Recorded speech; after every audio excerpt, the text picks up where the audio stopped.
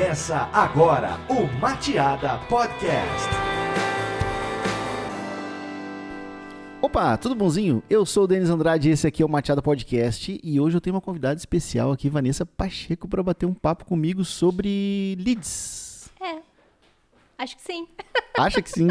Pô, que legal, é muito um prazer muito grande te receber aqui. Para as pessoas que estão nos ouvindo ainda que não te conhecem, tu trabalhou comigo já na Mateada É verdade. há um tempo, então a gente já se conhece Há bastante tempo. há bastante tempo aí. E depois já tivemos até Aí eu contratei o Denis depois. Isso quer dizer, agora tivemos uma relação De fornecedor, de fornecedor e cliente. cliente. Eu sou uma boa cliente, né? Não, eu adorei. Diz que sim, por favor. Eu adorei. Pra mim foi uma experiência muito legal. Muito bom. Já era uma ótima colega de trabalho, depois foi uma ótima cliente e agora vai ser uma ótima entrevistada. Olha aí. Pá, que legal mesmo te receber aqui. Tu tá trabalhando hoje na Na Pega Aqui. Pega Aqui. Uma startup de logística. Especializada, pioneira no Brasil de pontos de coleta e retirada, né? Então, a ideia é que a gente seja uma alternativa realmente aos correios.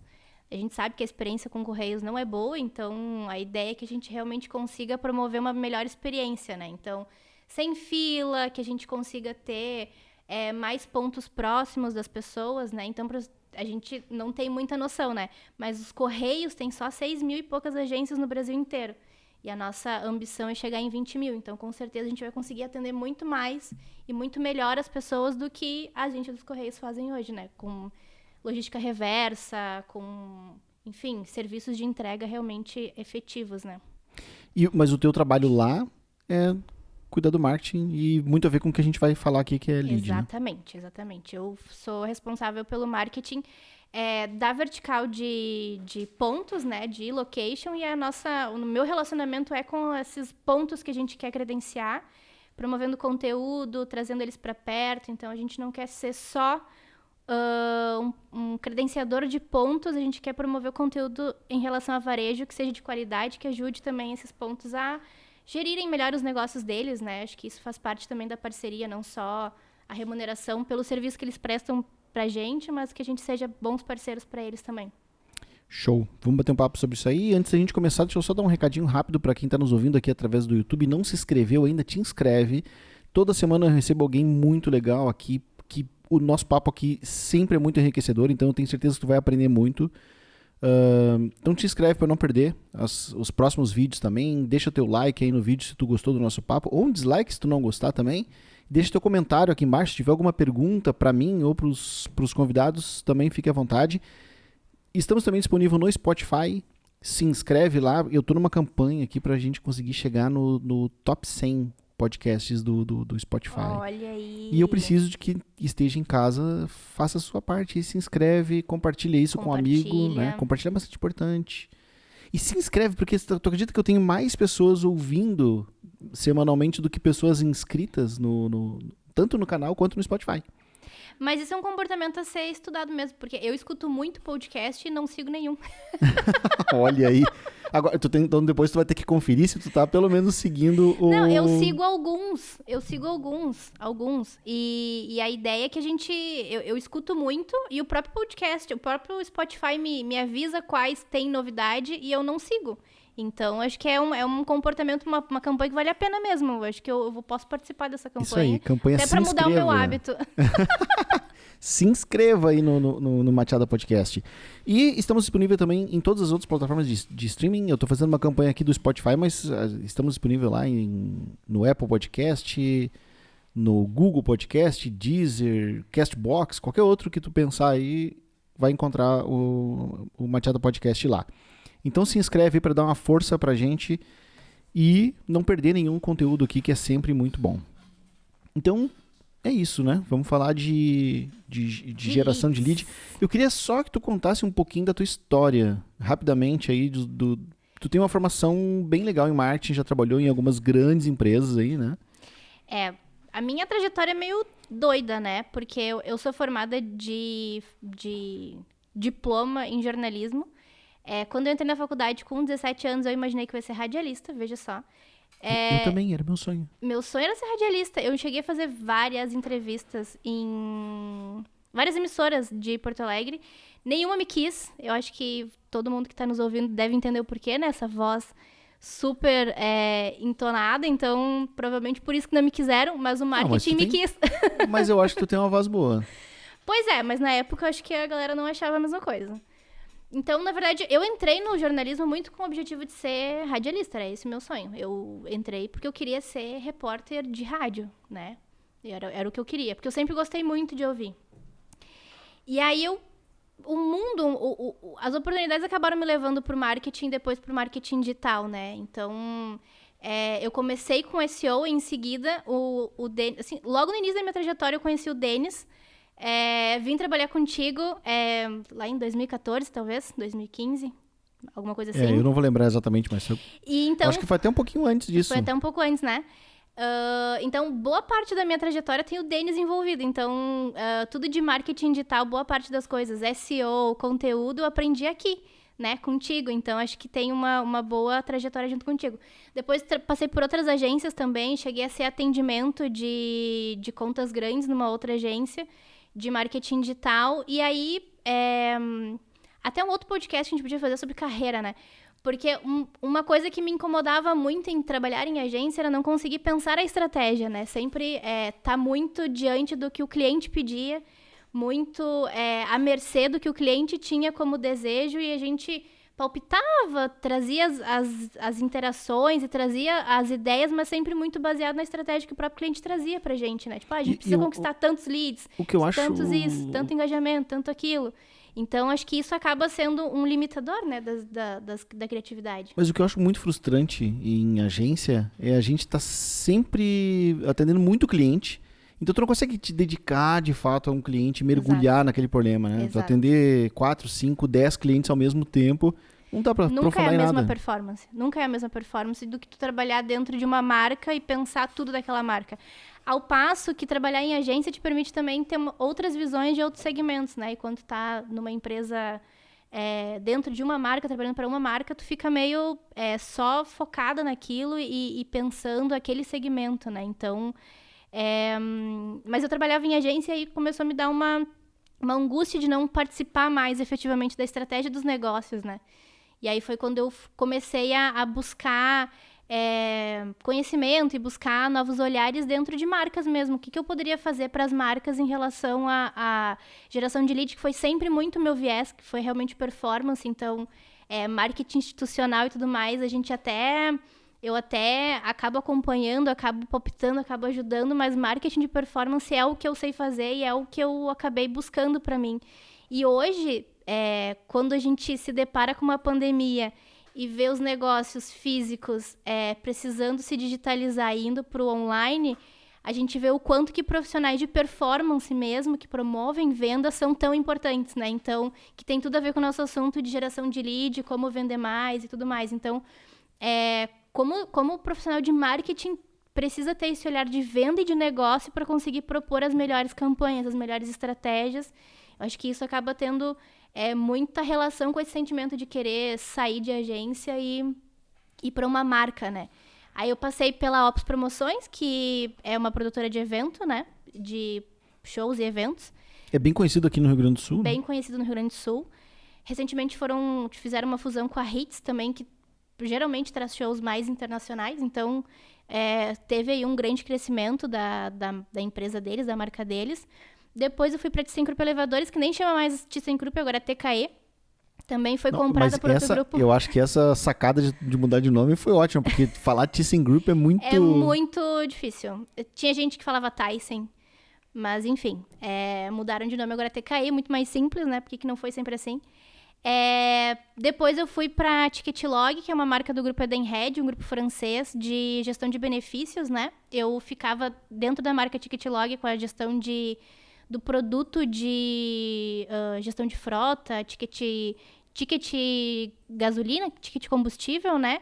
E agora, mais recentemente, na Pega Aqui, como líder do time de marketing de location, que é basicamente o relacionamento com esses pontos, com essas lojas, esses estabelecimentos que a gente credencia mensalmente.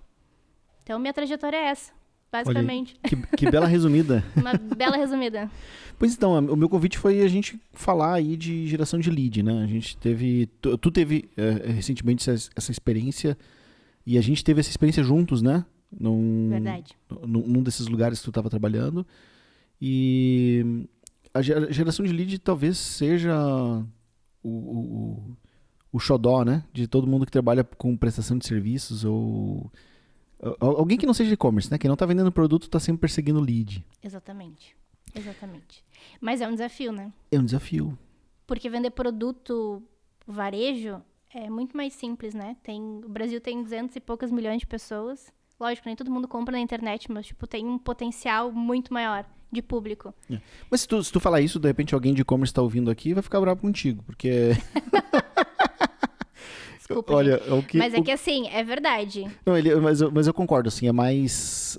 tu vender produto é uma coisa que as pessoas já conhecem, né? Quem tá precisando de uma caneta muitas vezes já sabe, mas se tu tá vendendo algo que não seja uma marca própria, tu vai revender um produto, por exemplo... E é uma jornada muito individual também, né? E não existe aquela jornada do convencimento, né? De tu mostrar pra pessoa, olha, essa marca, tu precisa disso. Agora, quando tu vai... Vou pegar o exemplo, tu pega aqui mesmo.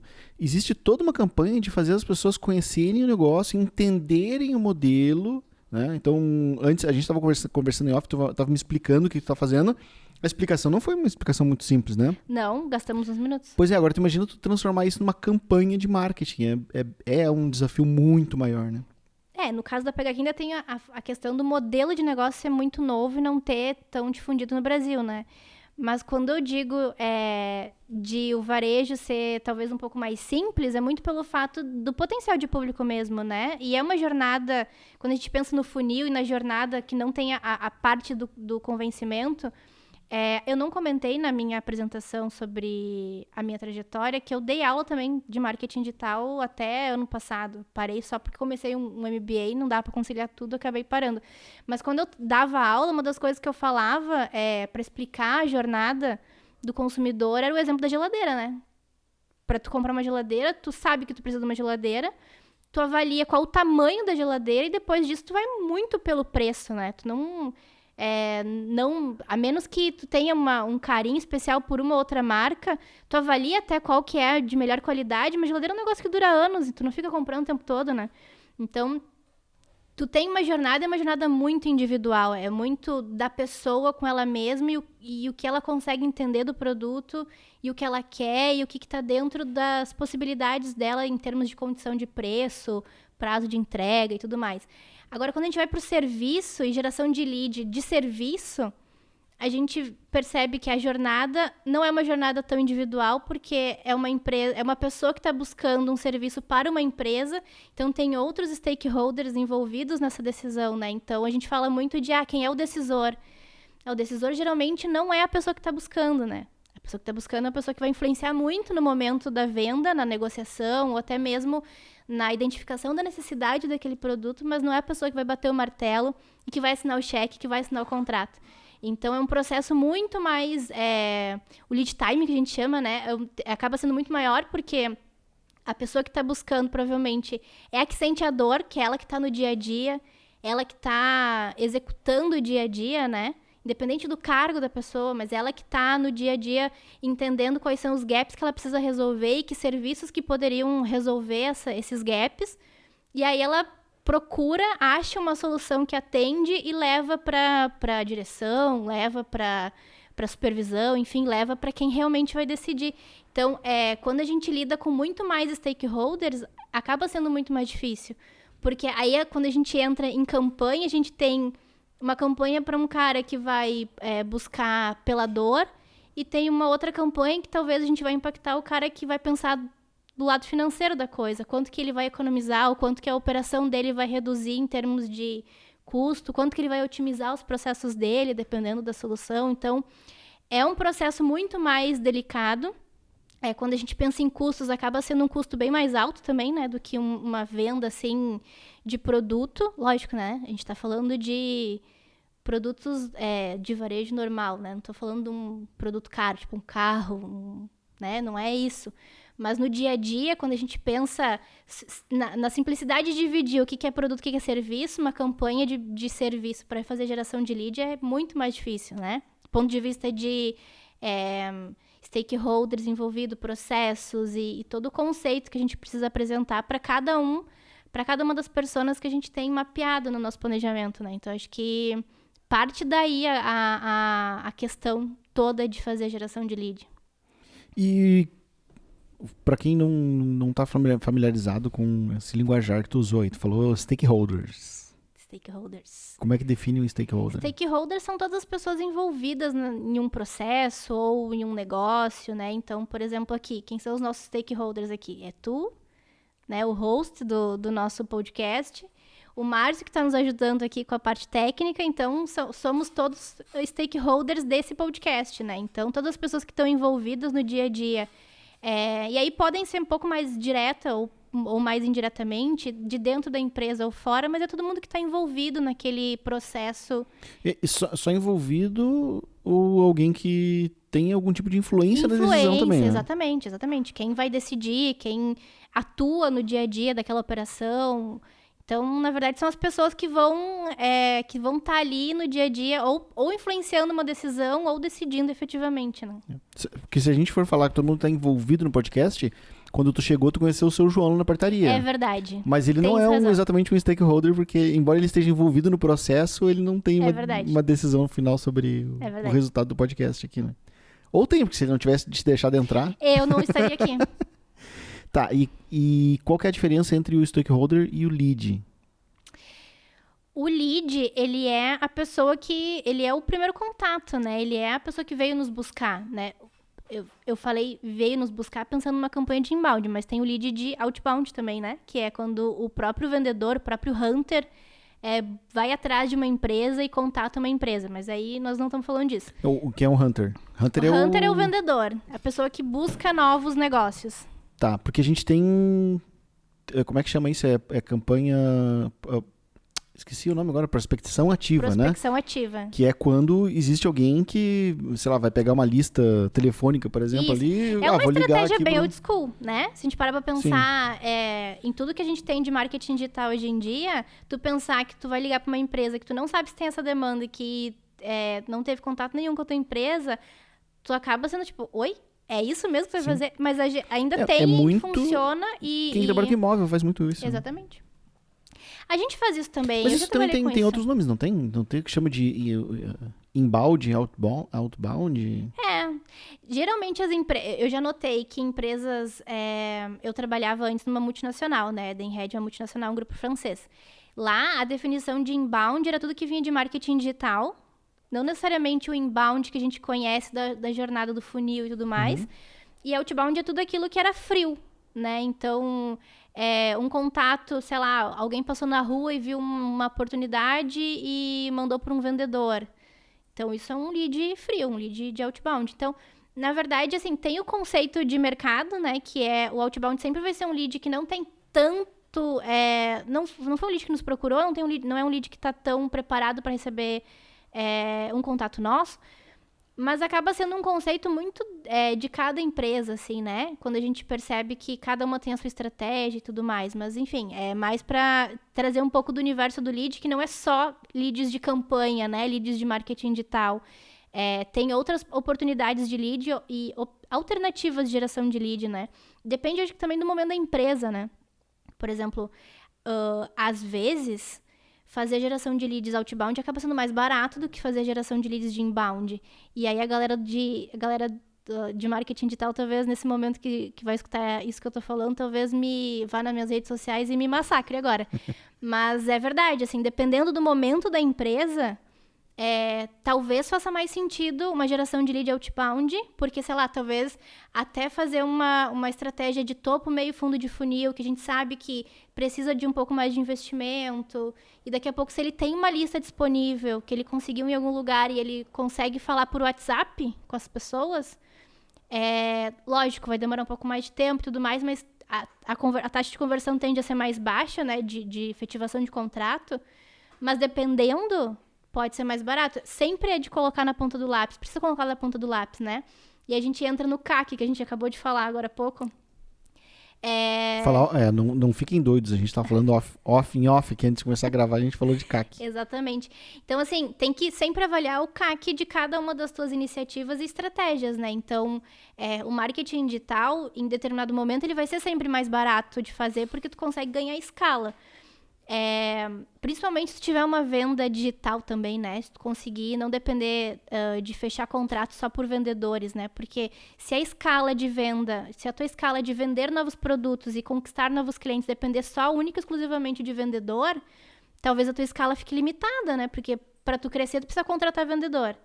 E automatizar a venda ou trazer a venda para um nível mais digital, talvez tu consiga escalar muito mais. Agora, se tu tá Mas muito depende do negócio também, né? Depende do negócio, porque tem vendas que são consultivas. Não adianta automatizar ou digitalizar a venda. Bom, se a gente usar o carro como exemplo, dificilmente a pessoa vai lá colocar um carro no carrinho de compras e pagar e fazer automático. Né? Tem.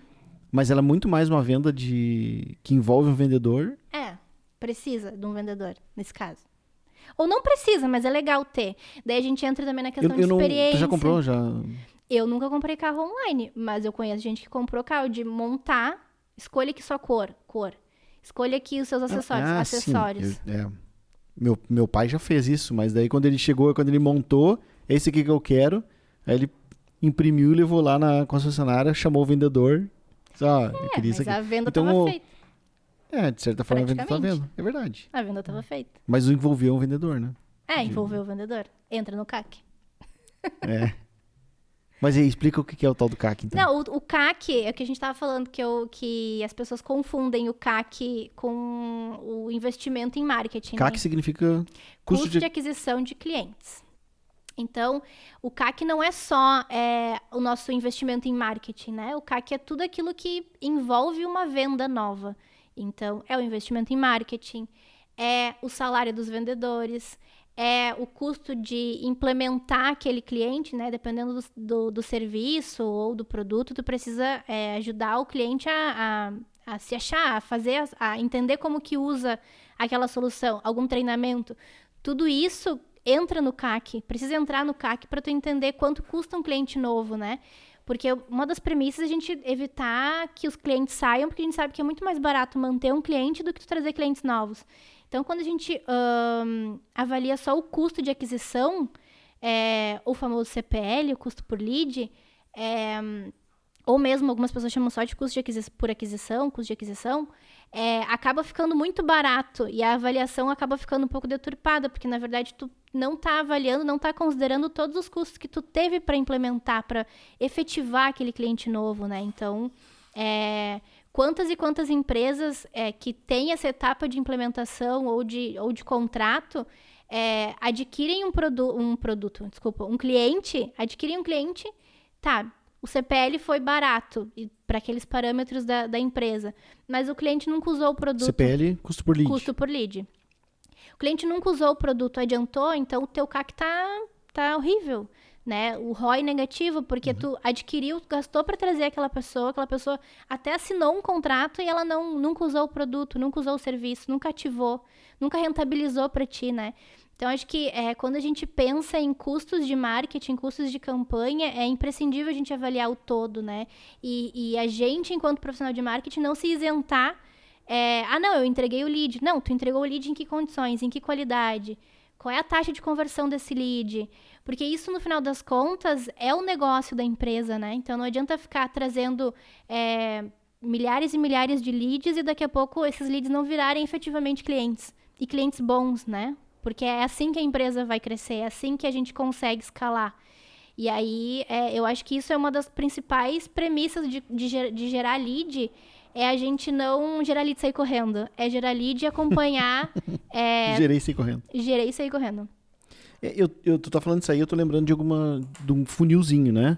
Porque a gente tem aí a geração de tráfego e o custo de geração de tráfego. Exatamente. Todo o tráfego que vem, ele não necessariamente ele vai gerar uma oportunidade de negócio. Então, tu tem um percentual disso que vai virar o lead de fato. Exatamente. Então, a gente tem... Que seria a primeira taxa de conversão, né? Primeira taxa de conversão. Então, a gente tem aí o custo por lead, que é algo muito importante. Exatamente. E que faz parte do nosso dia a dia.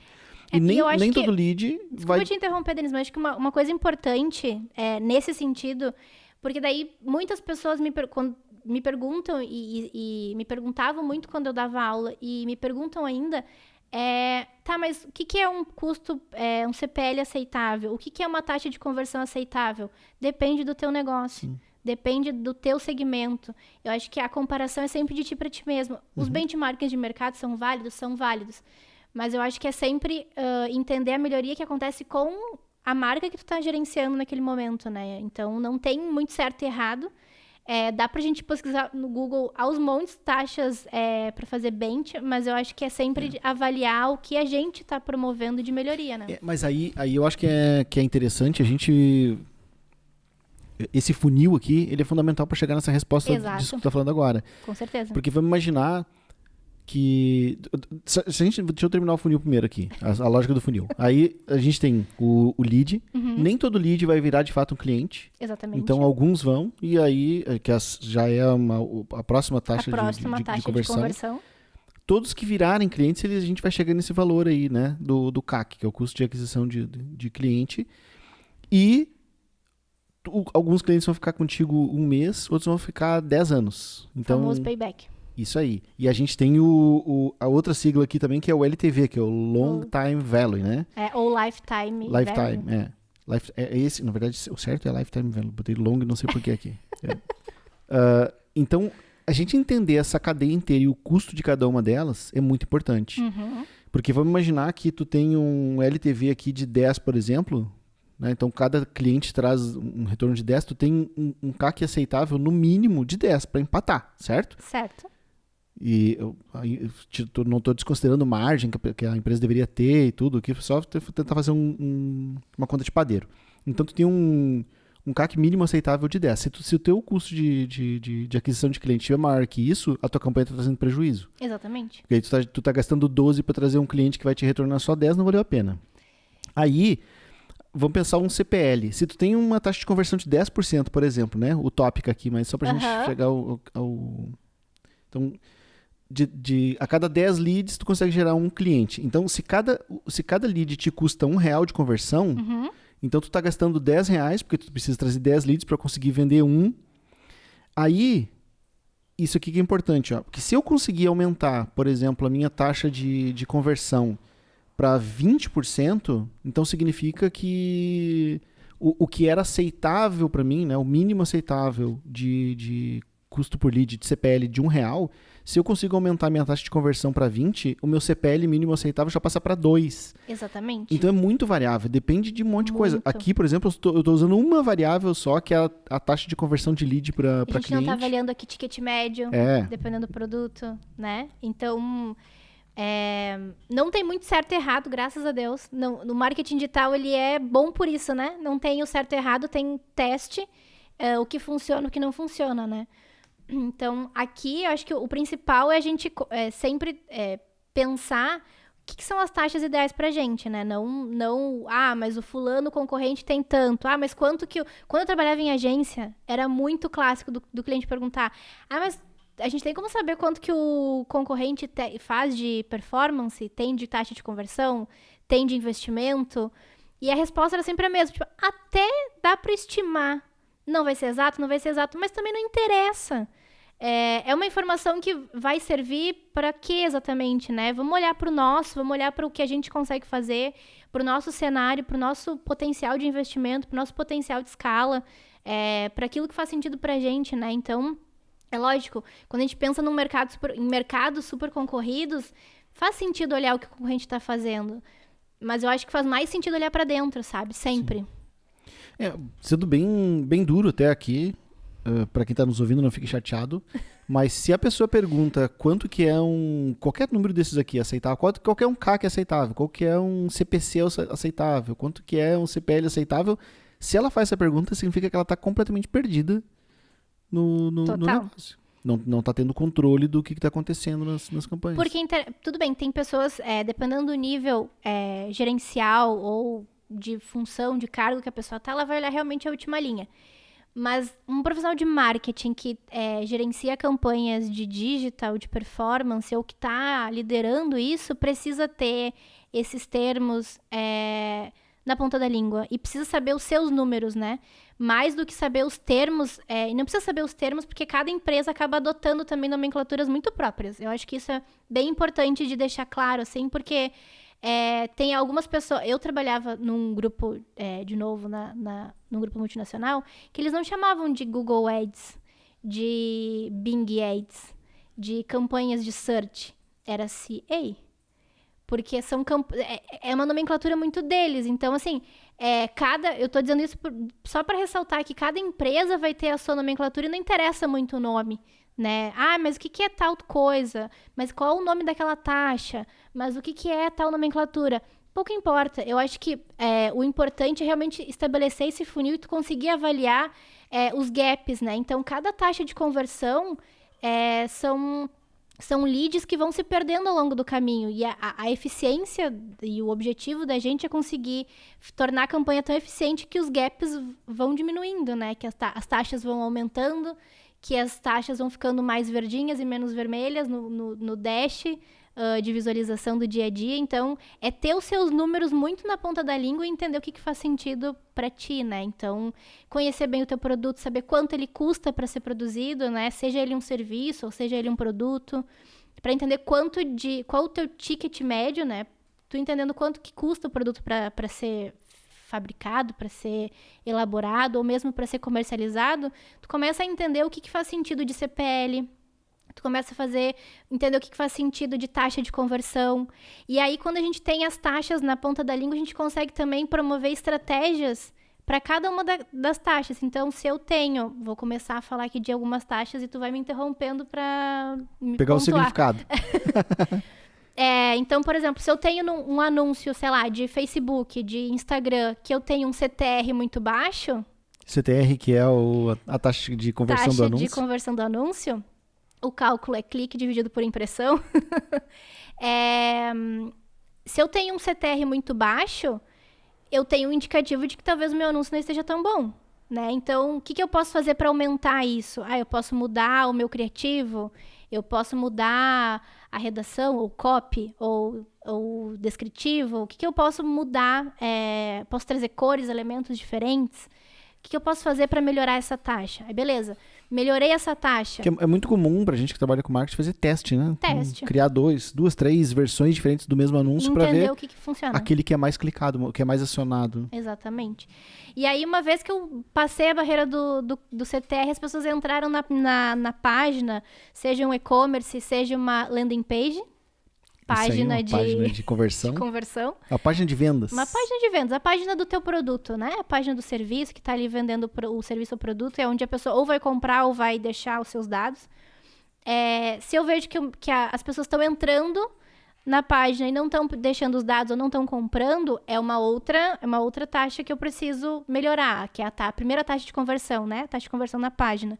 O que eu posso fazer? De repente a página está bagunçada, de repente não está explicando direito o produto, talvez o formulário não esteja funcionando, né? Porque às vezes acontece problemas técnicos de a venda não ser efetivada porque, sei lá, o botão não funcionou, ou o formulário não ser enviado porque, sei lá, um campo não estava habilitado. Então, tem várias coisas que acontecem na página. Não é só layout, não é só design. E eu já tive casos que eu ia lá, testava, estava funcionando, mas a conversão não vinha, não estava crescendo.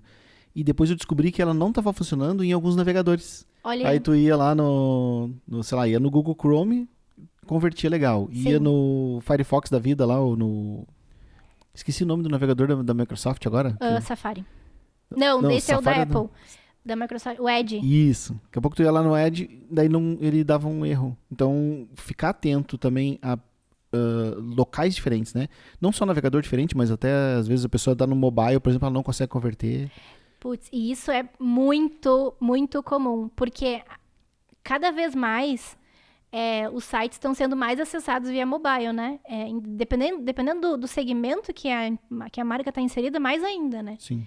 Então, a ideia do mobile first, que é uma ideia muito antiga, está cada vez mais dando sentido, porque se eu entro num site e no mobile não funciona, sendo que é o principal acesso da maioria das marcas, eu trabalho há muito tempo com marketing digital e eu consigo notar que há alguns anos já, diversos segmentos, o mobile já passa de 50%, 60% de tráfego, né? De sessões vindas de mobile. Então, eu trabalhei com um cliente aqui que o tráfego mobile era 90%. Pois é. É muita coisa. E tem uma tendência aqui de quanto mais para o cliente final, Mais mobile. mais mobile. Exatamente. Mais mobile. Isso é muito clássico, né? Se o teu produto, se o teu serviço atende o B2B, as pessoas não vão procurar no final de semana no celular, né? As pessoas vão procurar durante o trabalho, sei lá, numa terça, numa quarta, numa quinta, numa segunda. Então, vai ser no computador. Então, acho que entender esse comportamento e entender o negócio, acho que faz todo sentido. Até para tu entender se tu prioriza num desenvolvimento, né, de uma página ou tudo mais, se tu prioriza um mobile ou se tu prioriza um desktop. Tem que se entender isso também. Tem que avaliar e colocar nas prioridades, com certeza. Mas e aí, continua o teu raciocínio. Tu tava lá, chegou na landing page... Cheguei na landing page, que não converte, a gente já... O que a gente pode avaliar? Testar se tem algum problema técnico, seja de navegador, seja de página que não funciona. Um bom UX, a disciplina de CRO tá aí para nos ajudar muito a melhorar a conversão, né? Então, não sou especialista em CRO, mas assim, vale muito a pena a gente começar a olhar e trazer isso muito para o dia a dia de teste e de teste AB e de ter variantes de página e de ter a mesma página com conteúdo muito parecido, mudando a uma ou outra coisa e fazendo os testes, né? Então, assim como a gente faz teste AB nos criativos, fazer teste AB das páginas também para entender o que melhora a conversão, né? Então, vamos colocar um exemplo aqui que tu falou, né? De taxa de conversão de 10 e pular para 20, às vezes nem tanto, né? Às vezes a taxa de conversão de um e-commerce é bem comum ser 1%, às vezes, né? Se tu aumenta para 2%, que nem é tanto assim, parando para pensar em números, mas já é o dobro daquilo que aquele e-commerce tinha, por exemplo, né? Então, acho que... eu acho isso incrível, porque quando tu para pensar, tipo, de 1% de conversão para 1.1, por exemplo, esse 1.1 é insignificante quando a gente olha, né? Sim. Tipo, eu tinha 1%... Não é nada. Nossa, não cresceu nada. Cara, eu tinha 1% de conversão, aí eu passei para 1.1. Parece que não cresceu nada. Mas se o teu e-commerce tem um faturamento, sei lá, de 100 mil reais por mês, para ter um número relativamente baixo, isso significa um impacto de 10 mil reais a mais por mês em vendas. Sem ter aumentado o investimento em marketing. Sim. Agora, tu imagina se tu tem um e-commerce que vende 100 mil por mês e tu aumenta a tua taxa de 1% para 2%, isso significa que tu sai de vender 100 mil por mês para vender 200 mil por mês. Exatamente. É um impacto muito grande. E muitas vezes esse número tá num detalhezinho desse, né? De tu mexer na posição de alguma coisa na página, mexer no conteúdo. E eu tava vendo um case esses dias que alguém aumentou... Eu não vou lembrar de quem que é agora. Eu não gosto de dar exemplo de que eu não lembro mais a origem, porque parece que tá mentindo, né? Mas... invento o case. Eu não lembro o nome. Alguém X que... Tomara que eu lembre depois, quando a gente publicar, eu colocar o link desse case aqui na descrição. Mas eles colocaram um símbolo de um cadeadinho do lado do botão de comprar. E isso aumentou as vendas em 20%. Pelo simples fato das pessoas terem a curiosidade de clicar. Se sentir mais segura, sabe? Assim, realmente alguém estava com medo de comprar, não sabia se era seguro ou não. Um ícone de um cadeado no botão de comprar faz as pessoas clicarem muito mais. Mas às vezes é o nome do botão, né? Em vez de comprar agora saiba mais, ou cadastre-se agora, ou às vezes o nome do botão, comprar agora. Putz, mas se eu deixar meus dados aqui eu já vou comprar. E às vezes não, porque o vendedor ainda precisa entrar em contato. Então sei lá, quero um contato.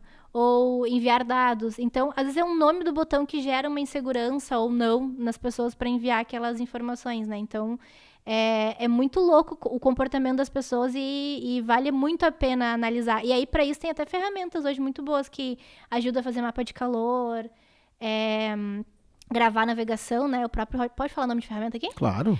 Hotjar. Começa a falar o nome dessa ferramenta. Hotjar, Crazy Egg. São ótimas ferramentas para fazer análise de mapa de calor. O Hotjar grava as navegações e eu sempre brinco, né? Porque o Hotjar grava as gravações, ótimo. Grava as sessões e eu sempre brinco que eu vou pegar uma pipoquinha, um guaranazinho e vou ficar assistindo o que os usuários fazem no site. E aí é impressionante, porque quando a gente desenvolve uma página ou, enfim, uma plataforma, a gente tem muito certo na cabeça. Não, porque o usuário vai fazer isso, o usuário vai fazer aquilo e vai fazer aquilo outro. E quando vê, ele faz um comportamento completamente diferente daquilo que tu pensou, né? Então, como é importante a gente também estar ligado que não é uma opinião só da empresa, da marca, o que a gente pensou que é o ideal, que o consumidor, o usuário vai entender que aquilo é o ideal, entendeu? Então, eu gosto sempre de falar que a gente não desenvolve as coisas, nem produto, nem página pra gente, né? A gente desenvolve para as pessoas usarem, para os usuários usarem, para as pessoas comprarem, né? Para ficar fácil, ficar bom para elas. Então, estar ligado no comportamento do consumidor é isso, né? Do usuário é isso. É entender o que para ele tá fazendo mais sentido, o que a usabilidade para ele fica boa, como fica boa para ele, e aí a gente vai atrás disso. Não querer impor modelos ou uma jornada que de repente não é a dele, né? E olha, assistir essas gravações é uma aula. muito E outra coisa que o Hotjar tem, que eu acho muito legal aquilo, quando eu vi a primeira vez, eu disse, isso aqui não vai funcionar. E incrivelmente funciona, que são as perguntas. Aham. Ele sorteia, daqui a pouco ele diz, você está gostando dessa página? O que você acha que poderia ter a mais essa página? Ou quem está criando o teste coloca suas perguntas ali. Quando eu vi isso a primeira vez, eu pensei, ninguém vai responder esse negócio. Pois as pessoas respondem. Mas tem de tudo, né? Eu já botei em página que a pessoa pediu contato pela caixinha de pergunta. Aí quero um contato, meu número é tal. Poxa. Usuário, né? Sim. Aí que tá. Parece tão óbvio, né? Que era pra ela dar um... Exatamente. E tipo, tinha uma pergunta, né? Você está gostando da página? Eu quero um contato, meu telefone é tal. Então, assim, até isso, sabe? Mas vale muito a pena fazer esses testes e aproveitar o máximo que as ferramentas têm pra nos apoiar na decisão, né? Bacana. E campanhas? Se a gente for falar de campanha aí, existem várias fontes de tráfego pra gente gerar lead, né? Tu falou já aí do tráfego pago, no exemplo que tu estava dando, mas a gente tem o SEO, tem conteúdo, tem e-mail marketing, redes sociais e por aí vai. Muito. E tem afiliado, tem... Nossa, tem muita coisa para fazer campanha de aquisição, campanha de geração de lead, né? Eu, basicamente, entendo que... E aí, até, se tu não concordar, me faz o favor de dizer que não. Mas eu acho que o feijão com arroz é fazer uma campanha de social ads. Seja só Instagram, ou seja Instagram e Facebook, muito bem feitas, que as pessoas estão lá, né? Lógico, né, gente? Pensando no público para quem a gente tá falando, né? Mas, basicamente, muita gente, muita gente, as pessoas estão nas redes sociais.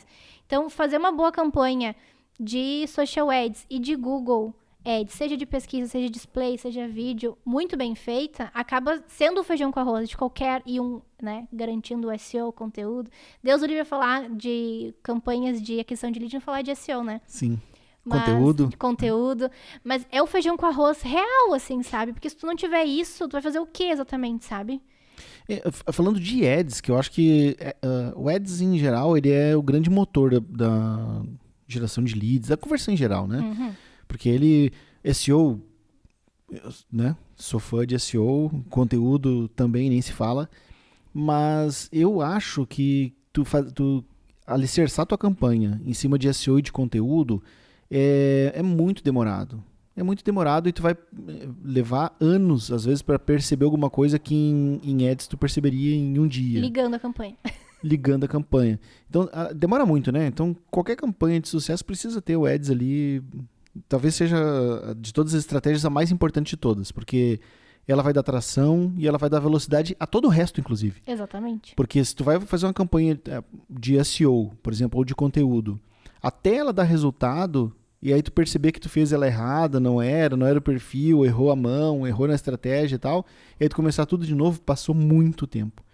Então, tu pode validar uma campanha de SEO usando uma campanha de ads, por exemplo, né? E isso te acelera muito o resultado. Mas, enfim, isso para defender a minha ideia de que, embora eu seja muito fã de SEO e de conteúdo, e de redes sociais também, eu acho que ads é o coração do sucesso.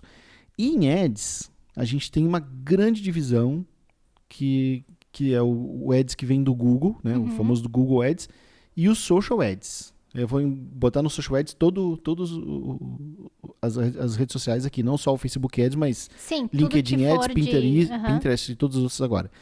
Que é uma grande característica deles, que é o Google, ele tem um Ads muito, né, campanhas baseadas em comportamento. Que é o que a pessoa está pesquisando, onde é que ela está, o que ela está fazendo nesse momento, o que ela já fez no passado, né, se ela já passou na minha página ou não, por exemplo, numa campanha de remarketing. Já o Facebook e todos os outros de social, ele é muito mais uma campanha de perfil, né? Que é eu saber quem é essa pessoa, qual é o gênero, a idade, interesse, enfim, até família, se a pessoa é casada, não é, se estudou, não estudou. Então é muito mais o perfil. E a gente saber qual que é o melhor deles, que é uma pergunta que me fazem muito isso. Mas o que é melhor? É Google Ads ou Facebook Ads? Também não tem uma resposta certa, né? É que depende. Depende. Pois é. Depende. Eu gosto muito, e já há algum tempo tento sempre que eu tenho oportunidade, eu tento fazer, que são... eu acredito muito nos filtros do Facebook para fazer as segmentações, mas também não me baseio só neles, né? Então, eu gosto muito de usar uma estratégia de lookalike, e dá para fazer lookalike no Google Ads também. Então, eu acho que a gente... Lookalike, de novo, glossário de termos. Nossa, e agora como é que... O lookalike é o público semelhante. Então, é pegar uma lista de clientes que tu considera que são muito bons, uma lista de clientes, né? Ou de um perfil, um perfil que, de repente, nem são teus clientes, mas que tu gostaria que fosse. E que já estão na tua base, ou os clientes que tu entende... Quem tem bases maiores de clientes, um cliente ideal, e fazer fazer com que o Facebook encontre o público semelhante, né? Públicos parecidos com aqueles que tu tá dizendo que são bons, acaba sendo uma estratégia que, sério, de todas as vezes que eu fiz, quase 100% deu certo. Porque o que acontece, né? Principalmente quando a gente tá falando de um público um pouco mais B2C, não tanto B2B, porque B2B, geralmente as bases são muito de e-mails corporativos, né? Então, sei lá, tu vai fazer um lookalike de um @mateada.com.br, talvez tu não encontre, né? Por exemplo. Ou de qualquer outro domínio que seja mais corporativo. Agora, de Gmail, de Hotmail, que são os e-mails que as pessoas usam particular para acessar essas redes sociais, inclusive o próprio LinkedIn, acaba funcionando muito mais, porque é o match, né? Daquilo que a gente, enquanto estrategista, está falando que é bom, e o Facebook encontrar, Facebook daí no caso, Facebook e Instagram, e o próprio LinkedIn, e o Google, né? Com o Google Ads, de conseguir fazer esse match entre os públicos que eles têm na base deles e que a gente está dizendo que são públicos bons. Então, não tem muito certo e errado. Eu também não acho que tenha o ideal. Eu acho que tudo é teste, sabe? Eu tenho uma premissa de sempre testar tudo, mesmo que eu entre numa marca ou comece a trabalhar com uma empresa que diga, não, a gente já fez tal coisa. Vamos testar de novo? Vamos fazer de novo? Vamos testar de repente diferente? Não, mas a gente fez há 2 meses atrás, 3 meses atrás, não deu certo. De repente a gente muda o criativo, de repente a gente muda a página, de repente a gente refaz a segmentação. Então, assim, eu acho que nunca dá pra desistir de um canal, sabe? De uma fonte de aquisição de lead, porque tudo vale a pena até a gente encontrar... E vai ter um momento da tua estratégia que tu vai ter o teu preferido. Independente de tu gostar mais de um ou de outro, tu vai ver que um vai dar mais resultado do que outro. E aí tu vai começar a apostar mais em um, tu vai começar a apostar menos em outro. E aí até inventarem, né, o Google e as próprias redes sociais, o LinkedIn evoluiu muito a forma de fazer segmentação, né? Logo no início era muito ruim de fazer anúncio por ali, não tinha muitas opções de segmentação, e agora a gente tem infinitas possibilidades também. Então, as ferramentas as plataformas têm evoluído, então a gente vai testando sempre, e tá sempre surgindo coisa nova, né? Então não dá pra desistir de um canal porque a gente testou 2 meses atrás e não deu certo, sabe? E o lookalike, vou voltar nele porque ele é polêmico. Polêmico. Tu faz uma campanha simplesmente usando esse critério de segmentação, ou tu casa isso com outras coisas? Eu caso isso com geolocalização. Então, por exemplo, se eu quero fazer uma campanha de lookalike, mas eu quero só São Paulo, só Rio de Janeiro, eu tento dar uma filtrada. Talvez seja polêmico isso, talvez tenha gente que não concorde, mas eu não gosto muito de misturar, porque assim, já é um público que eu tô dizendo que é perfeito, entendeu? Que eu tô dizendo que é ideal. Então, ele vai achar aquele público. E eu tento segmentar de uma forma que eu mitigue algumas questões. Então, por exemplo, se eu não quero fazer uma campanha para o Brasil inteiro, eu vou regionalizar. Eu vou trazer ali as cidades ou os estados que eu quero trabalhar. Se daqui a pouco eu perceber que a campanha lá pelas tantas está trazendo lead que não é qualificado, aí a gente mexe, talvez coloque mais algum critério, mais algum filtro ali para esse lookalike. Mas o lookalike em si já é uma boa aposta, né? Na minha visão. Eu gosto do lookalike, mas eu acho que... Porque o momento que tu vai lá e entrega um pacotinho de clientes para ele, né? Uhum. olha aqui essas 1000 pessoas. Esse aqui são todos os meus clientes, eu gosto muito deles. Exatamente. Aí o que o Facebook vai fazer? Ele vai pegar características que são semelhantes naquelas pessoas, ele vai perceber que todo mundo que tá ali é dono de empresa, por exemplo. Aí ele vai, bom, então deixa eu fazer esse anúncio que essa pessoa tá querendo para outros donos de empresa, são donos de empresas também são parecidos com esses aqui. E eu tô pegando um exemplo, mas ele pega várias características. Só que a gente não tem controle sobre qual característica que o Facebook vai pegar. E, eventualmente, ele pega uma característica muito maluca, né? Que a gente não tem controle. E aí o teu lookalike pode vir muito furado, né? Mas então, o lookalike tem aquele range de 1 a 10, né? Ou é de 2 a 10, não lembro agora.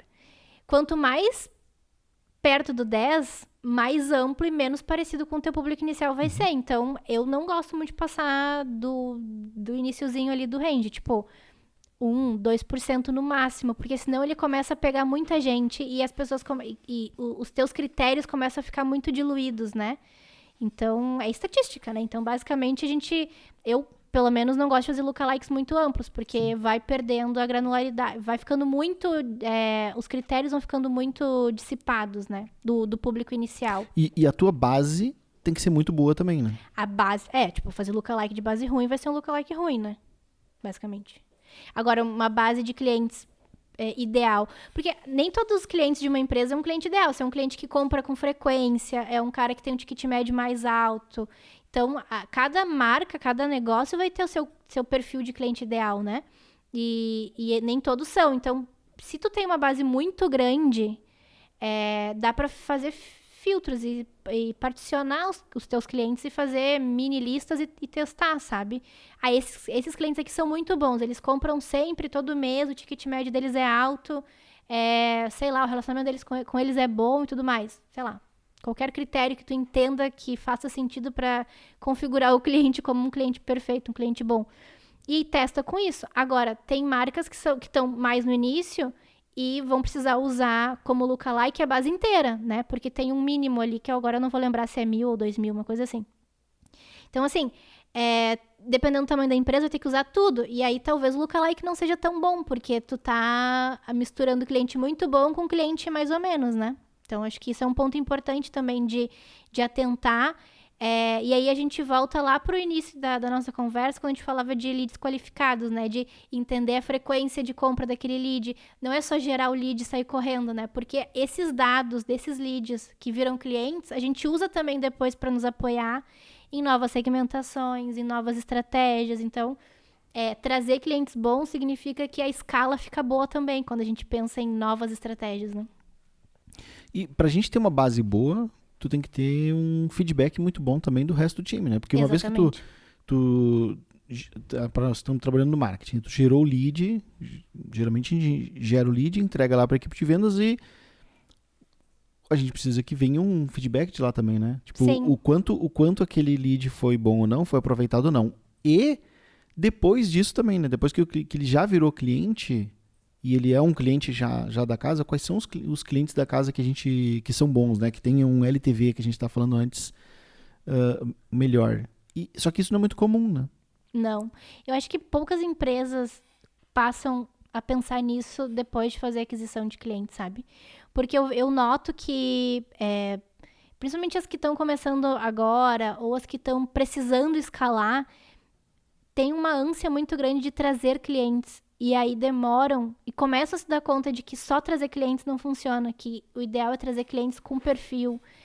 Não é porque aquela pessoa, naquele momento que um vendedor acionou ela, ligou para ela, ou que ela comprou online alguma coisa, não quer dizer que necessariamente ele seja um cliente bom, né? Então, a recorrência, a frequência, se for um serviço, né? Se esse cliente vai ficar mais tempo contigo, se ele vai ficar 1, 2 meses, não vai nem ter pago o investimento que tu fez para adquirir ele, né? Então, eu acho que isso é o tipo de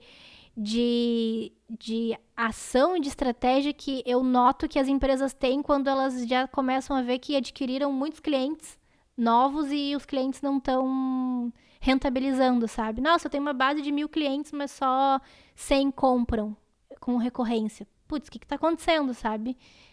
Que tipo de cliente tu adquiriu, tu trouxe, né? Então, eu acho que isso é um grande desafio do marketing, né? De conseguir tá ligado nisso e conseguir filtrar isso e tá de olho e conseguir olhar a tua base de clientes e entender qual é o perfil ideal, né? Então, isso eu noto também que não é muito o dia a dia de muita gente do marketing, né?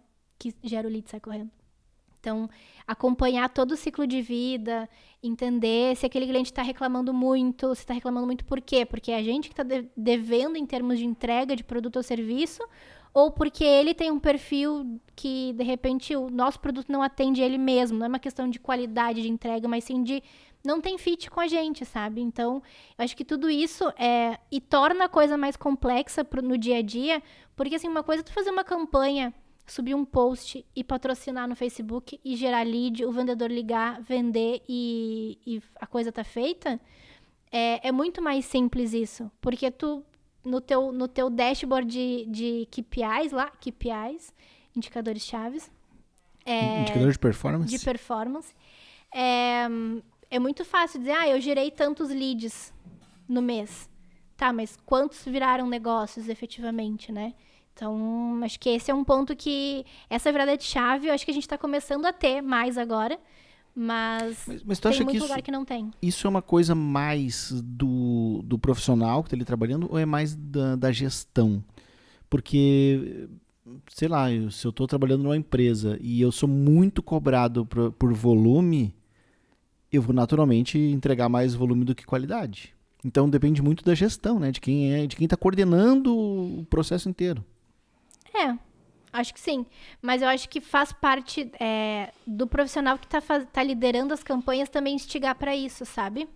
Porque tem que doer em algum lugar. Tem que doer, assim, tu gerar lead e o lead não converter em contrato, não efetivar a venda. Tem que doer isso, porque tu gastou massa cinzenta para fazer essa campanha e a campanha não deu certo, sabe?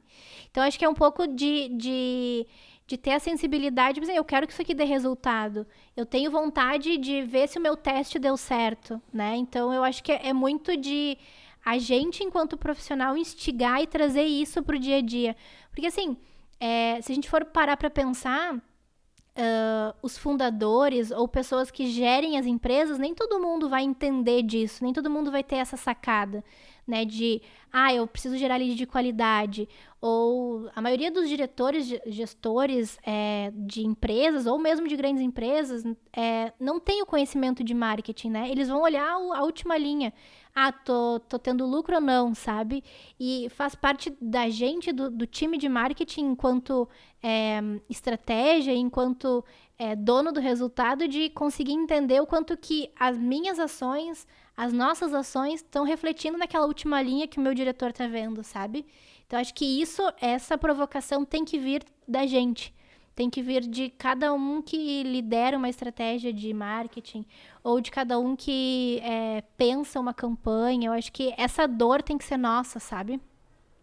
E é o que eu sempre falo para os meus alunos. Tem que doer.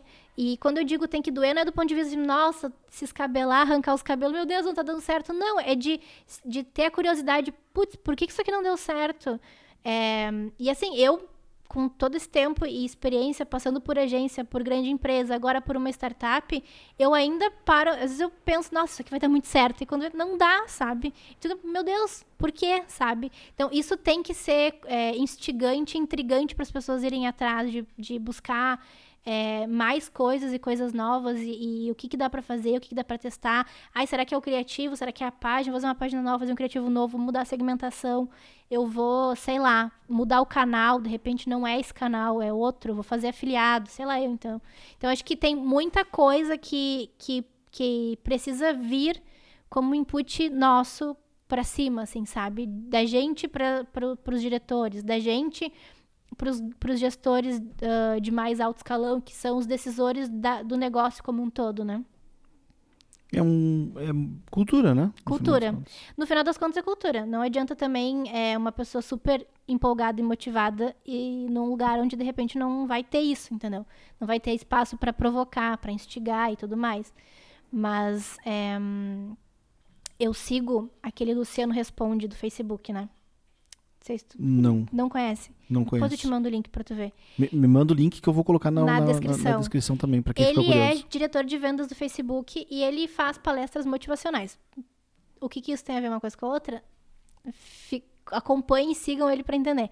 Mas ele sempre fala assim, seja egoísta com a sua carreira, né? Então, assim, as empresas estão aí. Eu acho que a pandemia trouxe, já mudando de assunto completamente, mas acho que faz sentido para entender também um pouco de como que a gente, enquanto profissional de marketing, estrategista, gerador de lead, se encontra nesse universo, né? Nesse novo universo que talvez a gente esteja construindo aqui meio pós-pandemia, meio ainda com pandemia, né? Nessa expectativa do que vai ser quando todo mundo puder sair e tudo mais. Então, assim, eu acho que as empresas sofreram um choque de realidade, não podendo ter os funcionários ali todos os dias, os colaboradores ali todos os dias, tiveram que aprender muita coisa, né? A gente, enquanto pessoa, também aprendeu muita coisa. Eu acho que impossível sair depois de quase 2 anos de pandemia igual, né? Muitas coisas a gente repensa, reflete, avalia, reavalia. Então, assim, eu acho que quando a gente percebe que o físico talvez não seja mais tão necessário, que o digital esteja onipresente para quase todo mundo, né? Teve gente que, por não vender online, praticamente faliu. Teve gente que faliu, né? Agora, teve gente que conseguiu se reinventar. E quando a gente fala em venda online, não é ter uma loja virtual necessariamente. Às vezes é ter a sacada de chamar os clientes no WhatsApp e vender no WhatsApp mesmo, sabe? Então, acho que essa mudança de paradigma, essa mudança de mindset vai fazer com que as empresas tenham mais esse cuidado com seus KPIs, em ser mais austeras com os seus investimentos. Eu acho que vem aí uma nova geração de profissionais de marketing que estão muito mais ligados com o negócio, né? Então, foi-se o tempo que o profissional de marketing era de humanas, né? Então, inclusive, tem ótimos engenheiros. Era só de humanos, né? Era só de humanos. Inclusive, tem ótimos engenheiros que são profissionais de marketing, né? Uma galera que é focada em número e que sabe muito bem fazer estratégia, que sabe muito bem, porque sabe ler números, sabe analisar, sabe produzir um bom relatório. A partir disso, tomar boas decisões, né? Então, acho que tá vindo aí um novo momento do marketing. Eu acho que esse momento da pandemia só acelerou uma coisa que eu acho que ia acontecer, né? Ia demorar muito, mas acelerou. A gente somos clientes de uma padaria que tem aqui em Porto Alegre. Somos clientes, é ótimo. Somos eu e a Luana, né? Não, é porque, tipo assim, somos clientes de uma padaria, tipo, tudo bem, mas... né? Sempre vai na padaria. Vocês se consideram muito clientes da padaria? Não, a gente se considera quase fã. Chama Alban. É muito boa. Carinhosamente chamado de francesa. A gente chama de francesa. Muito boa. Porque é de um francês. Então ele faz um croissant maravilhoso. Quem for de Porto Alegre, procura aí. Alban é maravilhoso. Isso. Será que eles estão abertos agora? Agora eu não sei, mas a nossa rotina é sábado de manhã. Sábado de manhã é o dia do croissant do Alban. E a gente faz isso há muito tempo. E aí quando veio a pandemia... eles tiveram que fechar e, obviamente, não estava dando mais para atender lá. E eles tiveram que se virar. Né? Eles não tinham nenhum tipo de comunicação de venda online, nada assim. E aí começaram a aceitar alguns pedidos ali pelo WhatsApp. Nas primeiras semanas, até nos primeiros meses, era uma zona, uma confusão. Sim, aquele negócio. Nunca porque tinham feito, eles nunca tinham feito, não tinham familiaridade nenhuma com aquilo também. E foi muito legal ver ao longo do tempo eles se adaptando e hoje tá muito legal, tá perfeito. Os caras têm entrega já, te levam em casa com a hora marcada, tu consegue pedir hoje eu quero receber amanhã às 8 horas em casa uma cesta de croissant. Em um período de 1 ano, eles saíram de, tipo, a gente não sabe nem mexer nesse negócio direito pra... Sim, pra ter um processo. E agora virou, tipo, agora eles já reabriram, estão atendendo o cliente de novo lá, mas não abandonaram esse sistema. Então ele veio meio que para ficar, assim. E eu acho que isso, né, esse que a gente acompanhou de perto, ele ilustra o que está acontecendo com a grande maioria das pessoas, né? Uhum. Então, talvez alguém que, se não fosse a pandemia, talvez ele nunca teria se digitalizado, né? Porque não precisava. Não precisava. Os clientes iam ali, estava ali disponível, era só chegar, né? E aí viram que dá até para escalar, né? Então, provavelmente, sei lá, será que eles não começam a atender mais longe?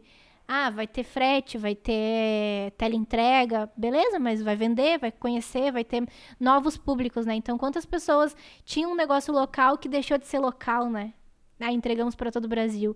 Então, isso é uma mudança de mindset que quem consegue aproveitar, quem consegue ter a sacada, e não é nem tipo assim, de ter a sacada de ser, nossa, reinvenção da roda. Não é isso. É de, tipo, aproveitar as oportunidades mesmo, né? Eu acho que isso é o essencial. E eu acho que essa nova necessidade traz também profissionais diferentes, traz necessidades diferentes, tanto das marcas quanto do que a gente precisa entregar para fazer os resultados, né? Bueno, e as outras que a gente acabou não falando aí? Falamos um pouquinho de SEO, um pouquinho de Google Ads, mas não falamos de e-mail. Eu confesso que a minha experiência com e-mail é muito pequena. Minúsculo. Então, eu tenho boas experiências com e-mail. Eu atendi uma vinícola uma vez que 30% do faturamento era via e-mail. É bastante, né? É bastante coisa? É bastante coisa. E assim, né, lógico, eu acho que tem alguns segmentos que se beneficiam mais do que outros. A LGPD veio para desafiar a galera a fazer e-mail marketing, né? Então, LGPD, Lei Geral de Proteção de Dados. Quem faz marketing precisa conhecer de cabo a rabo essa lei. Entrou em vigor em novembro e deve começar a multar efetivamente as empresas agora em agosto, então... De 2021, para quem está nos ouvindo isso no futuro. Exatamente. Entrou em vigor em novembro de 2020 e deve começar a valer a ponto de começar a multar as empresas com uma porcentagem... E a multa é uma porcentagem do faturamento da empresa.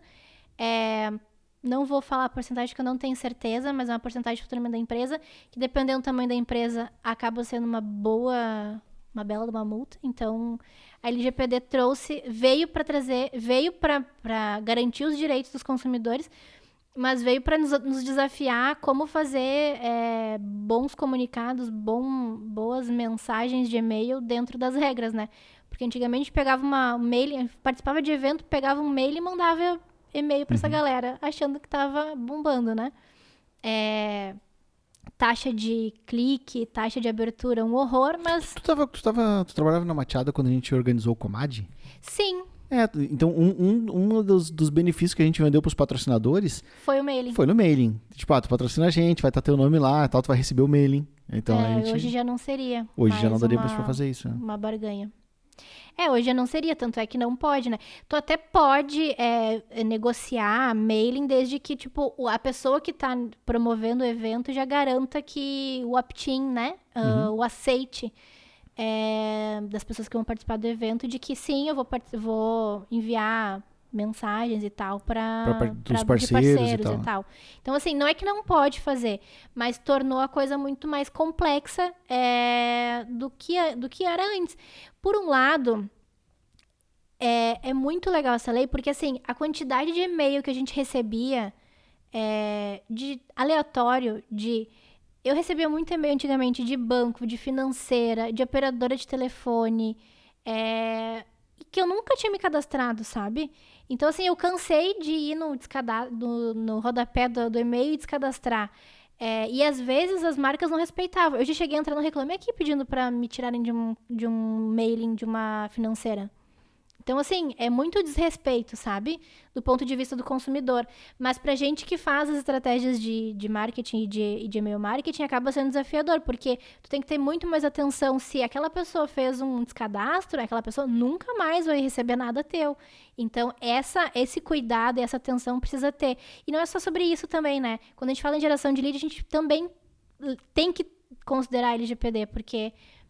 as pessoas também precisam, não adianta nada eu ter o dado da pessoa se a pessoa não deu o aceite eu aceito receber ligação, mensagens no WhatsApp ou comunicados via e-mail. Então, assim, não adiantou nada eu pegar o dado daquela pessoa se ela não clicou no check ali de aceito. O meu vendedor não vai poder ligar para ela. Então, isso tudo acaba sendo pontos de atenção que quando a gente olha LGPD... talvez aumente, inclusive, os investimentos em marketing, né? Porque antes é mais uma coisa para a pessoa fazer dentro daquela página, né? Ela tem que aceitar os cookies, ela tem que clicar no check de eu aceito receber ligações, mensagens, e precisa citar todos os canais que tu pode acionar aquela pessoa. Se a pessoa não der um aceite, não adiantou nada. Tu gastou para adquirir aquela pessoa, né? Aquele lead e não vai poder usar, não vai poder ligar, porque não tem o aceite dela. Então, são pontos de atenção bem importantes, assim, que se não tiver... Atualmente não tá dando tanto problema, mas as pessoas estão muito ligadas. porque a imprensa vem falando muito, a mídia fala muito sobre a LGPD. Ela era para ter entrado ano passado, antes até. Ela era para ter entrado em vigor em agosto do ano passado, então ainda deram Estão postergando, né? Deram uma postergada, mas agora, a partir do mês que vem, agosto de 2021, não vai ter choro nem vela. E o e-mail, quando a gente está falando de lead, ele é muito importante, principalmente se a gente está usando alguma campanha de automação para conseguir filtrar os leads, né? Exatamente. É que o e-mail tem tantas funções, né? Tem a função de, se tu é um e-commerce, vender para tua base, fazer uma estratégia de upsell, vender mais e tudo mais. Pode ser uma automação, né? De tu fazer ali, adquirir um contato e se comunicar com aquele contato, com aquele e-mail até atingir um nível de maturidade a ponto de um vendedor ligar ou de tu abordar ele para uma proposta. Enriquecer também os dados, Enriquecer os dados, tem relacionamento, né? O pós-venda, a gente sabe, a gente já falou aqui de que adquirir um cliente novo é muito mais caro do que tu manter ele, então o e-mail tem a função também de manter esse cliente notificado sobre as novidades da empresa, ou mesmo conteúdos que sejam relevantes para eles, né? Newsletters que ajudam eles com conteúdos legais e tudo mais. Então, assim, o e-mail tem muitas funções. Tem função de venda, tem função de relacionamento, tem função de automação. Tem os e-mails transacionais, né? Para quem tem e-commerce, que acaba sendo o carrinho abandonado, o e-mail do seu pedido tá em transporte, tá entregue, enfim. O e-mail, ele tem muitas funções, né? Então, é uma estratégia, assim, que vale muito a pena ter cuidado e seguir as boas práticas. E-mail marketing tem boas práticas e uma vez que tu não segue elas, tu compromete, inclusive, o domínio, né? Do teu site e tudo mais. Então, até não sei se as pessoas vão se ligar. Na Black Friday acontece muito isso. Dos e-commerce, dos players maiores, enviar e-mail de um domínio que não é o mesmo domínio da loja e tudo mais. Porque se entra em spam, não prejudica o domínio principal, né? Se entra numa blacklist, não prejudica o domínio principal. Então, são boas práticas que a gente atenta, né? E e-mail marketing é segmentação. Sim. Tu manter os e-mails que são promocionais apartados dos e-mails que são de relacionamento. Exatamente. Né? Porque os e-mails transacional, por exemplo, se tu é uma loja, tu precisa que esse e-mail chegue. Uhum. E se tu tá usando o mesmo domínio daquele que tu manda promoção, se ele chegar a cair numa lista de spam, daí os e-mails de transação o cliente também não recebe. Spam. Exatamente. Então, esse é o tipo de cuidado que tem que ter, assim. E-mail marketing, ele é uma acho que de todas as estratégias não gosto muito de generalizar, mas pensando em todas que a gente já falou aqui, ela é a mais... Generalizar é um erro que todas as pessoas cometem, né? Todas as pessoas cometem. Mas, enfim, de todos que a gente comentou aqui, pelo menos, ele é uma das mais delicadas, né? Porque qualquer um erro, de repente, uma blacklist, que tu entre, acaba prejudicando uma estratégia, talvez... Já aconteceu uma vez, eu tive um cliente que quase perdeu o domínio de e-mail, que chegou ao ponto de a plataforma que a gente usava nos contatou para dizer que aquele domínio estava entrando numa blacklist e que se a gente seguisse mandando e-mail da forma de spam, como a gente estava fazendo, a gente ia bloquear o domínio a ponto de, tipo, as pessoas daquela empresa não iam conseguir mais trocar e-mails. Então, imagina o presidente da empresa não poder mais mandar e-mail para os seus funcionários, para os seus colaboradores. Imagina que loucura. Então, assim, aí é o momento de parar tudo, vamos repensar, vamos pensar uma outra estratégia, vamos refazer e tudo mais. Então, de todas as estratégias de e-mail marketing que a gente falou aqui, eu entendo que é uma das mais delicadas e que tem que ter... Não é nenhum mistério também, tá? É seguir boas práticas, pensar o que faz sentido pro teu cliente, pro consumidor, e seguir aquilo que errado não vai dar. Então, assim, a gente não gosta de receber spam, a gente não gosta de ser de receber e-mails inconvenientes, né? Ou com uma frequência... Ou seja, não faça para os outros aquilo que não quer. Não quer que faça contigo. Então, não é nenhum mistério, só precisa estar atento. Eu acho que esse é a grande sacada do e-mail. E aí, a gente falou tudo que tinha que falar? Não sei, a lista tá minha lista tá aqui. Pra quem tá nos vendo, tá vendo que eu tô com uma listinha na mão aqui, ó. Tipo Faustão. Tipo Faustão. Uhum. É uma colinha. É uma colinha. Mini colinha. Uma colinha. Agora quem tá nos ouvindo... Papel?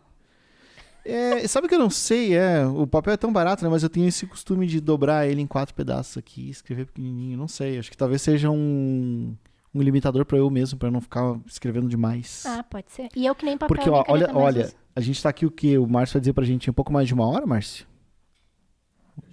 O Márcio já vai nos dizer o tempo, mas eu acho que já faz mais de 1 hora. E esse pedacinho aqui rendeu 1 hora de conversa. Imagina se eu tivesse pegado a folha inteira. Olha, 1h18.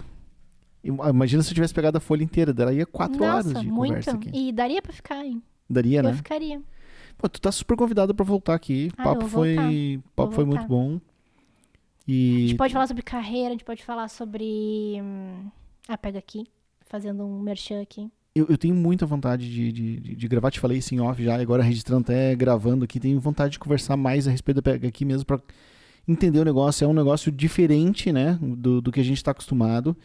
Então tem muito, acho, pra gente ouvir da história e de como é que funciona a empresa e tal, e os desafios e características, e o que vocês estão esperando do mercado. É muito legal. Tem muita gente que assiste o podcast aqui que é de e-commerce e isso tem uma ligação direta com o negócio, então vai ser muito interessante para quem tá também nos ouvindo aprender muito sobre o negócio ali. Acho que é um jabá do bem. Um jabá do bem. Acesse Pega Aqui Oficial no Instagram. Eu vou colocar, assim, não tem diretamente uma ligação com o nosso papo aqui, mas eu vou colocar o link para as pessoas conhecerem o Pega Aqui na descrição aí. Acompanha, gente. A gente é um modelo de negócio novo, né? Então, tem bastante possibilidades ainda. A gente está em amplo crescimento. Então, em breve, vocês vão ouvir falar mais da gente. Mas é isso, acompanhem, sigam e a gente tá aí se espalhando pelo Brasil. Daqui a pouco, mais próximo de você. Olha aí, que legal. E como é que faz pra te seguir, tuas redes sociais? Onde é que tu é mais ativa? Olha, eu sou mais ativa no Instagram e no LinkedIn. Facebook, acho que faz algum tempo que eu não entro. Vanessa Pacheco me acha lá, em qualquer um dos dois. Eu vou colocar o link no post aqui também. Bota o link, acho que fica mais fácil, porque Vanessa Pacheco faz um link building, né? Faz um link building, já faz um reforço de autoridade. Não é um nome tão comum, quer dizer, mas também não é nenhum nome impossível de achar, então acho que o link ajuda. Show. Muito bom. Um recadinho final, então, não esquece de se inscrever aí no canal da Machada, se inscreve também no Spotify e todas as outras plataformas de streaming. Se tu gostou da nossa conversa aqui, deixa o teu like, dá o teu comentário também. Se quiser entrar em contato comigo, me sugerir alguém que tu gostaria de ver batendo um papo comigo aqui, o e-mail é podcast@machada.com. Vou adorar receber o teu e-mail, prometo que respondo também. E, poxa, muito obrigado, Van. Putz, eu que agradeço, sério, é um prazerzão estar aqui. Fiquei bom. Muito feliz. Tava nervosa no início, talvez até as pessoas tenham notado isso. Não, mas eu acho que não. Acho que tu disfarçou bem. Que bom. Deu certo, então. Valeu. Muito obrigada. A gente sempre faz aqui um Super Gêmeos ativar. Muito bom.